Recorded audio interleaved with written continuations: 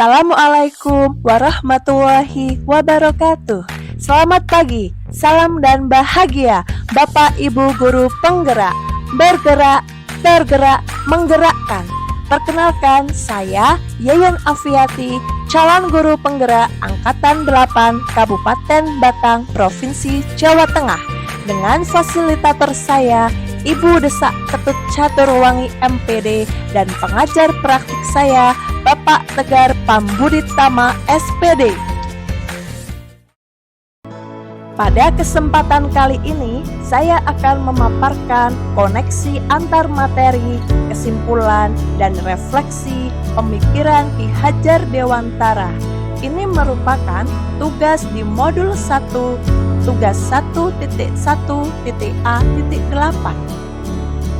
Nah, Bapak Ibu guru hebat, di kesempatan kali ini saya akan merefleksi diri saya melalui 3 pertanyaan.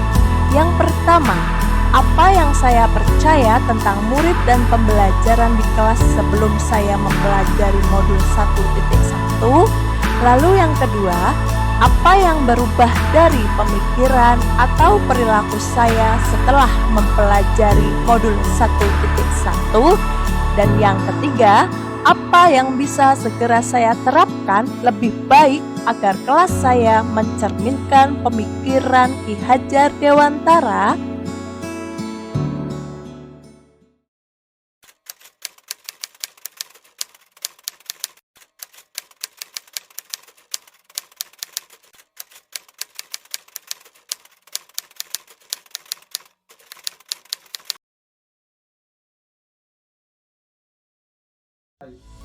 Saya percaya tentang murid dan pembelajaran di kelas sebelum saya mempelajari modul 1.1 tentang pemikiran Ki Hajar Dewantara. Pembelajaran yang saya lakukan hanya sebatas transfer materi pelajaran saja. Saya menganggap ketuntasan dalam penyampaian materi lebih penting daripada memahami karakteristik murid. Biasanya, saya hanya melihat nilai murid dari aspek kognitif dan psikomotor saja. Misalnya, saat mereka mengerjakan tugas, ulangan harian, dan praktek di lapangan. Yang kedua, pembelajaran berpusat pada guru atau teacher center. Di sini, peran guru lebih dominan dibanding peserta didik. Ketika kita di kelas, seringkali kita merasa letih dan seakan semua tenaga terkuras untuk pembelajaran hari itu. Hal ini menandakan bahwa kita lebih dominan daripada peserta didik kita saat di kelas. Lalu yang ketiga, guru tidak melakukan diagnostik terkait minat dan bakat peserta didik. Yang keempat, peserta didik kurang aktif dan kurang motivasi dalam proses pembelajaran. Seringkali ketika pembelajaran di kelas, anak-anak menjadi diam. Diam di sini bisa berarti anak-anak paham pada apa yang saya jelaskan, atau bisa juga mereka diam karena tidak paham sama sekali dan tidak tahu harus menanyakan tentang apa. Nah, di sini peran peserta didik saya itu kurang aktif dan kurang termotivasi ketika akan belajar. Yang terakhir, saya melakukan jenis penilaian yang sama pada semua murid, padahal kemampuan murid itu berbeda-beda. Saya kurang memahami karakteristik peserta didik.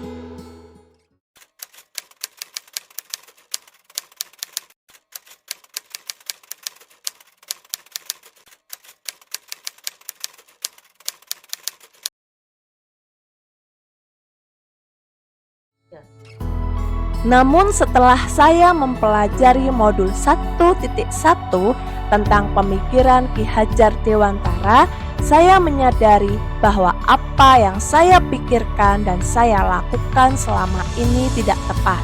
Seharusnya saya melakukan proses pembelajaran secara menyeluruh, bukan hanya aspek kognitif dan psikomotor saja, namun juga spiritual, sosial, dan budaya.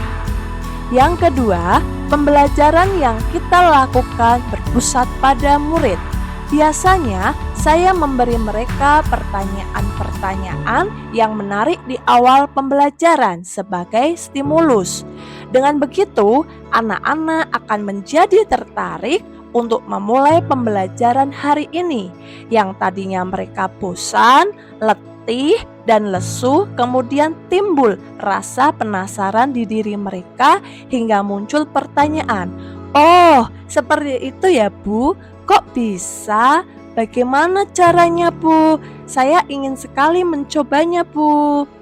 Yang ketiga, guru harus memahami minat dan bakat siswa.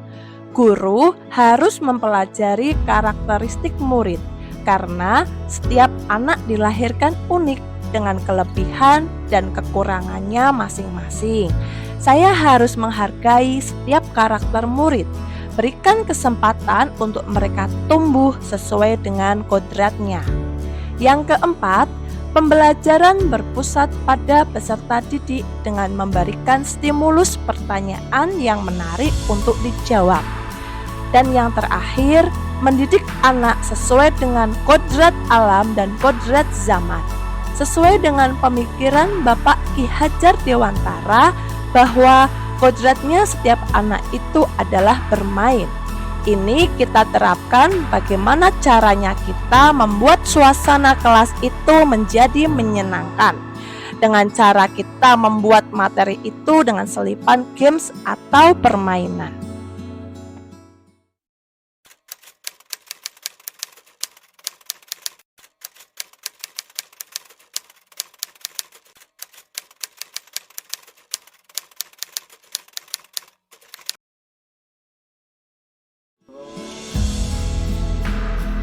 Lalu penerapan yang segera saya lakukan di kelas agar mencerminkan pemikiran Ki Hajar Dewantara adalah: yang pertama, saya akan menerapkan pembelajaran berbasis kearifan lokal dan budaya.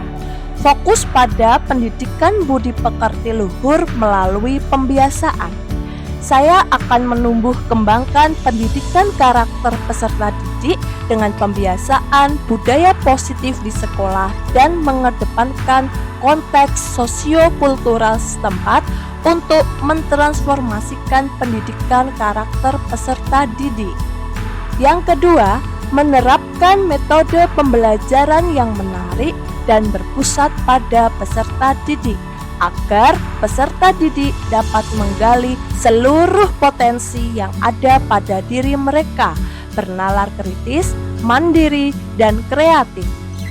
Yang ketiga, menerapkan konsep merdeka belajar dan mengintegrasikan setiap pembelajaran dengan pencapaian profil pelajar Pancasila. Yang keempat, menerapkan sistem AMONG. Pembelajaran tidak lagi menuntut tetapi menuntun dan menciptakan pembelajaran yang sesuai dengan kodrat alam dan kodrat zaman anak. Yang terakhir, pembelajaran sejatinya adalah berhamba pada anak. Nah, kesimpulan yang dapat saya sampaikan adalah bahwa pendidikan pada hakikatnya adalah tindakan menuntun atau memberi tuntunan terhadap segala kekuatan kodrat yang dimiliki agar anak mencapai keselamatan dan kebahagiaan setinggi-tingginya. Ada banyak hal dasar pemikiran dari Ki Hajar Dewantara yang baik dan harus segera kita terapkan dalam pembelajaran kita di kelas maupun di sekolah. Pendidikan itu bukan hanya menuntut ilmu saja, tapi kita memberi contoh dan suri tauladan yang baik dan menuntun mereka mempunyai budi pekerti yang baik sesuai profil pelajar Pancasila. Seperti kata Ki Hajar, pendidikan itu sejatinya memuliakan anak. Nah, Bapak Ibu guru hebat dan anak-anak semuanya, demikianlah pemaparan materi yang dapat saya berikan mengenai modul 1.1.A.8, koneksi antar materi, kesimpulan, dan refleksi dari pemikiran Ki Hajar Dewantara. Terima kasih sudah menonton video ini sampai selesai. Saya mohon maaf apabila ada tutur kata saya yang kurang berkenan. Semoga dapat menginspirasi. Salam bahagia, salam belajar, salam guru penggerak. Guru bergerak Indonesia maju. Wassalamualaikum warahmatullahi wabarakatuh.